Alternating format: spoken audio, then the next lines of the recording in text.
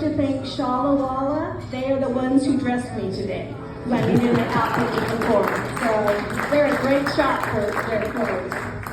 Yes, and yes, Denny and I used to live here. We moved away about, I guess it's been 4 or 5 years, but every time we come back, I cannot tell you the love and the friendship we feel every time we walk down the street, have dinner with somebody, just running into somebody, and I thank all of you, and we absolutely love this town and miss it desperately. So, what I would like to talk about is, do any of you watch reality shows, TV shows? Okay, now let's I'm sorry. Be kind. Because I was on a reality show.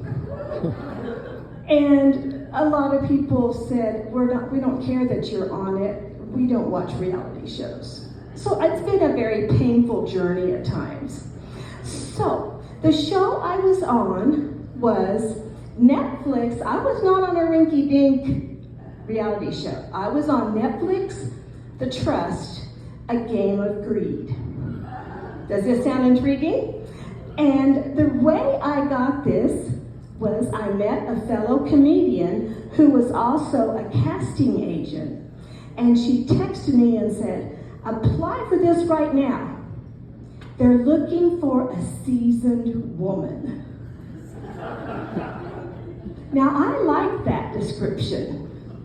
So I said, all right, I'll give it a try, and they did accept me.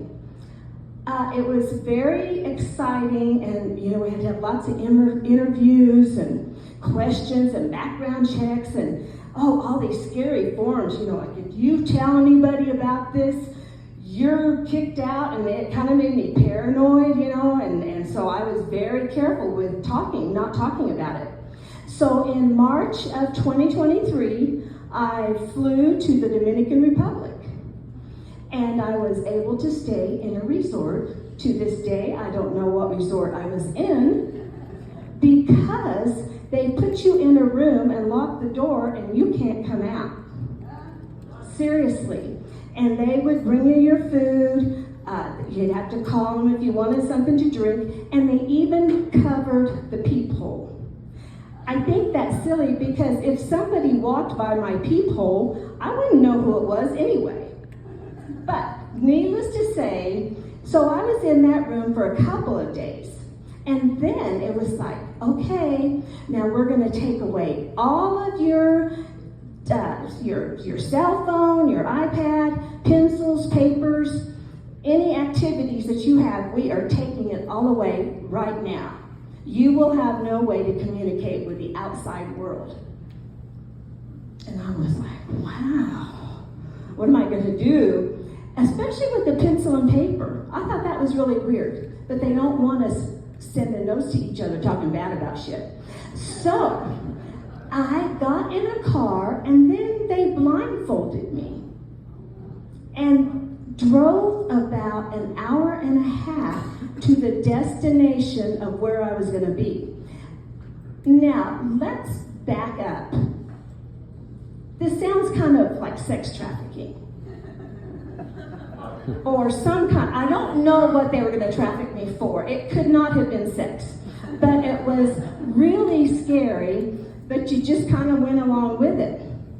And another thing I want to emphasize, a lot of these reality shows and the people who are on them, they are looking at your followers on your social media. My social media was Facebook.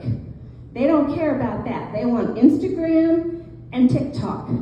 I think I had 20 followers on Instagram, and I think I had maybe 300 on TikTok, and my cat had 15,000. So I was not one of those people. So we get to the place, and we're going to be living in a fancy place, apparently. Stayed blindfolded, and then they said, okay, now just hold on. Now when we get here, I want you to sit down. So we sit down. And then apparently when everybody got there, we took the blindfolds off and for the first time got to see each other. I was the oldest by 20, 30 years. I was the worst dressed. I was totally not getting what we were getting into. But it was a fabulous place. It was a mansion, and I was there with 11 other people. The game was going to be $250,000. If we all stay friends, we can split that $250,000 today and go home. And what do you think everybody did? I don't think so. That's not very much money, right? So as the game began, there's dinners and little meetings and silly little games. And then there's these groups that are getting together and then talking about who they're going to kick off. We're going to kick off this guy tonight. Are you with me? They would come to me and go, are you with me? And I go, for what? What are we doing? Well, we're going to kick off this guy. And I go, oh, okay, yeah, let's kick him off. Didn't know why, but this was the beginning of the gist of this whole game. So the next day, this girl, it's girls against guys. So the girls are all in this one room, and we're really mad at Jake. Because Jake is a sexist, he's a racist, and he's homophobic, and he has pissed me off.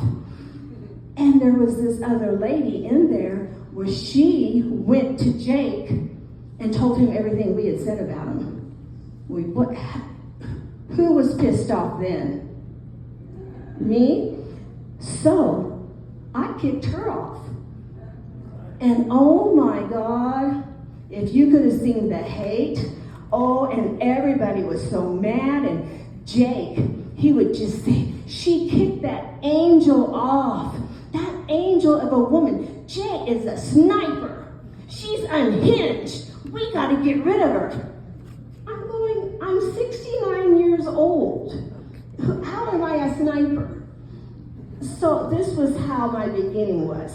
So as time went on, we kicked off a couple of other people. And then I started getting the feeling that maybe my time was up. And how I knew it was my roommate, her and I had been very good friends. We were sharing intimate secrets. I was just thinking we're going to be hanging out after the show. Well, guess what? I was talking to her, and she says, are you going to kick somebody off tonight? I go, yeah. She goes, who? I said, Jake. She got up and walked out of the room and went and told Jake that. Now, can you imagine what I thought? I guess you had to be there. Anyway, this was a big moment for me, and I was very upset and crying and just couldn't believe that somebody had turned their back on me. And we had a game that we all sat around a poker table, and everybody, you got poker chips for how much people liked you for this or that. Well, nobody liked me, and I didn't get anything. And therefore, I got to go into the vault, which had a book that would tell you how much money you might get if you do certain things. All right, well, my book said, we're going to give you $25,000 if you leave right now. And I thought, yeah, get me out of here. I was so upset, and I was so hurt feelings, and it was ridiculous how I felt. When you come home, and I did come home with $25,000, yay. When you get home, there's several months before the show airs. So in January of 2024, the first 4 episodes came out on January 10th. Now we don't know how it's going to be edited. Well, people were so mean. They were talking bad about me behind my back and calling me grandma and wanted to shoot me. I mean, I was just crushed. So I made it into season 6, like I said earlier. But also also what comes with this is you are in the news. Mama J is what they called me. Mama J. Did Mama J do Simone wrong? Yeah. Did Netflix do Mama J wrong when they didn't edit out her fart? Yeah, they did me wrong. Is Mama J the new villain of reality TV? And then there would be, people calling me ugly and, all the kind of the hate mail. But I was also very beloved, and I liked that a lot. So the more of the aftermath is just last week. Now, I am now 72, and I am still dealing with the repercussions of being on this show. And all of it is absolutely ridiculous. It's because I might be on Instagram and I'll see two of the ladies that were on the show and they'll be at a Netflix function. And I'm like, what? How come I'm not invited? This really upsets me. This hurts my feelings. And I get all that teenage emotion going. I am 72 years old. So finally last week, that's what I told myself. You are 72 years old. For God's sake, get over it. Denny, am I over it yet? No. It was very odd. So the reality show is reality, but it's fake. I felt like most people who see the show think I was myself because I did not know how to play the game. I was not familiar with reality shows. It's very backstabbing. So now my new mission, maybe as I drive back to Topeka, Kansas, maybe I'll write down and get over the trust, and I'll tear it up in little pieces and throw it out the car window.